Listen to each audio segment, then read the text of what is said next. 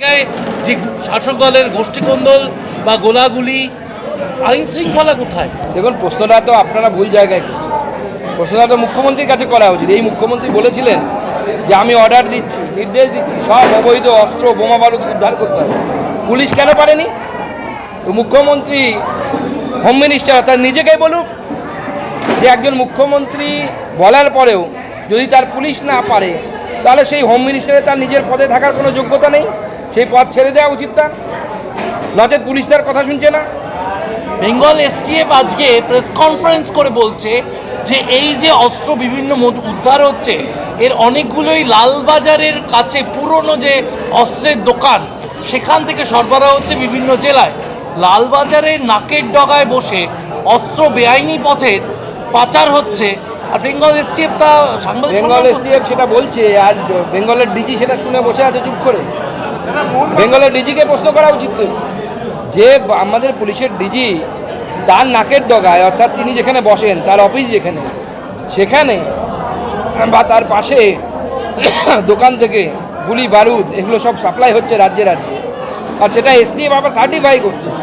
অর্থাৎ এটা তো বিজেপির কথা না, তাদেরই একটা অংশের কথা। এসটিএফ তো রাজ্য পুলিশের বাইরে নয়। তো স্বাভাবিকভাবে এখন ডিজির কাছে প্রশ্ন যে তার এই বিষয়ে উত্তর দেওয়া উচিত, নাকি তিনি অফিসে বসে বসে ঘুমন মানুষের টাকা, ট্যাক্সের টাকা মাইনে নিয়ে।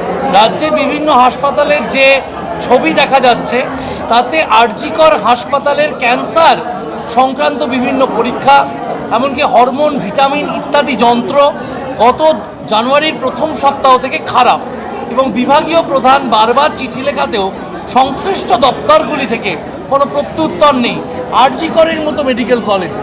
দেখুন, কলকাতার প্রমুখ মেডিকেল কলেজগুলোতে এই ধরনের অব্যবস্থা হলে রাজ্যের লোকের তো ভগবান বর্ষায় মৃত্যুর মুখে পতিত হওয়া ছাড়া আর তো কোনো কাজ থাকবে না। এবং রাজ্য বাজেটই বলছে ৬,০০০ কোটি টাকা প্রায় মাদ্রাসা শিক্ষায় যাচ্ছে, স্বাস্থ্যের টাকা নেই। যে গরু দুধ দেয় তার লাথি খাওয়া ভালো। মমতা বন্দ্যোপাধ্যায় দুধ খাচ্ছেন, আমরা লাথি খাচ্ছি, পশ্চিমবঙ্গের গরিব মানুষ লাথি খাচ্ছে। শান্তিপুর হাসপাতালে দেখা যাচ্ছে যে বমি পরিষ্কার, শান্তিপুর হাসপাতালে দেখা যাচ্ছে যে রুগীর বাবাকে হাসপাতালে বমি পরিষ্কার করানো হচ্ছে, সেই ছবি ভাইরাল। হাসপাতাল কর্তৃপক্ষ বলছে সুইপার নেই, অধিকার কম রয়েছে, স্বাস্থ্যকর্মী সংখ্যাও নেহাত কম রয়েছে। কী বলবেন? পশ্চিমবঙ্গের স্বাস্থ্য ব্যবস্থা শেষ। সুইপার থেকে শুরু করে ডাক্তার কিচ্ছু নেই, ওষুধ নেই। ওষুধ থাকলে পরে সেই ওষুধ হচ্ছে জালি ওষুধ, যার বিরুদ্ধে আওয়াজ তুলতে গেলে আপনার সাথে আরজিকরের মতো ঘটনা ঘটবে, যেটা আরজিকরের নির্যাতিতার সাথে হলো। রাজ্যের স্বাস্থ্য ব্যবস্থা থেকে মমতা বন্দ্যোপাধ্যায় কফিনে ঢুকিয়ে দিয়েছে, কারণ তার তো প্রয়োজন নেই। তার প্রয়োজন হলে তিনি পিজিতে চলে যাচ্ছেন, এবং মুখ্যমন্ত্রী নিজে বলছেন পিজিতে নাকি তার সাথে ভুল চিকিৎসা হয়েছে, তার ভাইপো আমেরিকা চলে যাচ্ছে চোখের ট্রিটমেন্ট করতে। আপনি মরবো। আমি সেটাই বললাম, সব জায়গাতে এক্সপায়ারি ওষুধ কেন পাওয়া যাচ্ছে? কারণ যে কোম্পানিগুলোকে ওষুধের বরাত পাইয়ে দেওয়া হচ্ছে, সেই কোম্পানিগুলোর কাছ থেকে মোটা অঙ্কের টাকা নেওয়া হচ্ছে, কাটমানি নেওয়া হচ্ছে। তার ফলে তারা এক্সপায়ারি ডেট পার হওয়া বা এক্সপায়ারি ডেট খুব কাছে, ধরুন 1 মাসের মধ্যে এক্সপায়ারি ডেট চলে আসবে, এই ধরনের ওষুধ বিভিন্ন কোম্পানি থেকে কিনে নিয়ে তারা সাপ্লাই করছেন রাজ্যের হসপিটালগুলোতে। এবং গরিব মানুষের স্বাস্থ্য ব্যবস্থা বর্তমানে পরীক্ষা নিরীক্ষায় পরিণত হয়েছে।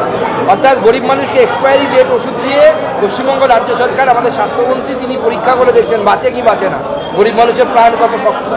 বিজেপি মন্ডল নির্বাচন ঘিরে গতকাল দাঁতনে দেখা গিয়েছে যে কার্যত হাতাহাতির পরিস্থিতি, এবং সেক্ষেত্রে আমরা দেখেছিলাম 5-6 তারিখে আপনারা একটা মন্ডল নির্বাচনের ডেট দিয়েছিলেন, পরের আগে 14, 15, 16 একটা ডেট নেওয়া হলো।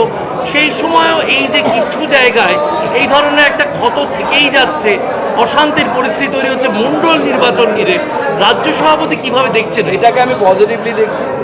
বিজেপির মণ্ডল সভাপতি হওয়ার জন্য যদি মারামারি হয়, তার মানে পার্টিটার মধ্যে জান আছে, পার্টিটা তার মানে আগামী দিনে ভবিষ্যৎ আছে।